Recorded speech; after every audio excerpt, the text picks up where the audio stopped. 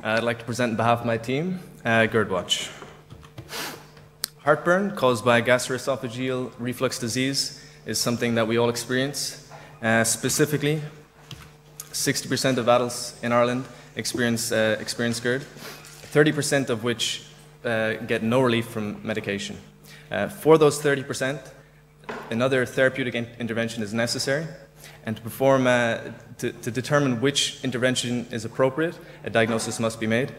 The two primary devices used for that diagnosis and our competitors are the nasopharyngeal catheter with a pH sensor on the distal end and the Bravo capsule system.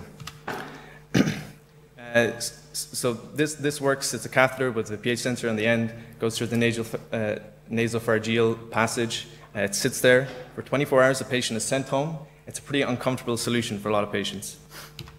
The Bravo system uses a capsule that's inserted endoscopically, and a bulky receiver is put around the waist, and the information such as food is logged pen and paper. Our solution, GERDWatch, functions as follows. A capsule is placed again in the lower esophageal sphincter. It's clipped there endoscopically. That sensor is connected to a watch, and how the watch functions is the patient can record events that are pertinent to diagnosis, such as intake of food, taking medication, going to sleep, and also feeling pain. The watch has 4 buttons for those purposes on the watch, so as soon as they feel one of those symptoms, or they're eating food, medication, they just press that button, and that logs a timestamp for the data collection later. That information is then transferred to a phone. And how that works is the capsule connects to the watch through a proprietary R signal, which is the pH data sent over to the watch. Again, the user inputs those events onto the watch, and the watch can be connected to our app, GERDWatch app, by either tapping with an NFC-enabled device or through Bluetooth pairing. Here's an example, a representation of the data output that the clinician will see.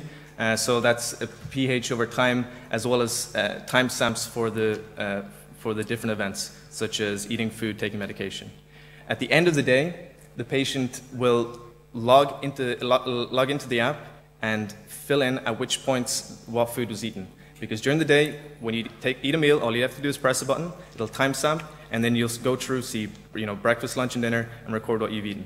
Our philosophy here is that by reducing the amount of initial effort you have to put in, for instance, when you take a meal, all you have to do is press a button.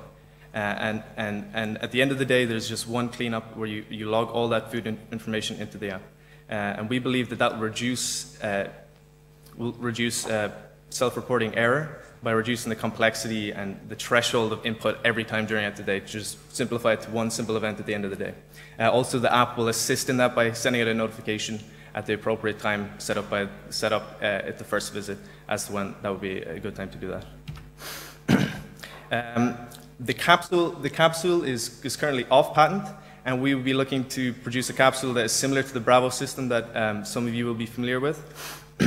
In terms of regulation, the path is quite straightforward, considering that the predicate devices are clearly identifiable in this case, and also the wristwatch and the application are non-invasive devices and non-medical devices. The total available market for this device is $5 billion in the USA. Like I said, it's a prolific disease. A lot of people experience these symptoms, and for a lot of people it doesn't go away with PPI medication. So it's quite a big market. The competitors sell their systems for over $20,000. We'd be looking to produce a kit that would be quite a competitive price in comparison to that. You can see that the wristwatch is quite simple in design. It's a few components, and the capsule is a well-established technology at this point in time. This is my team. Thank you for listening, and I look forward to your questions.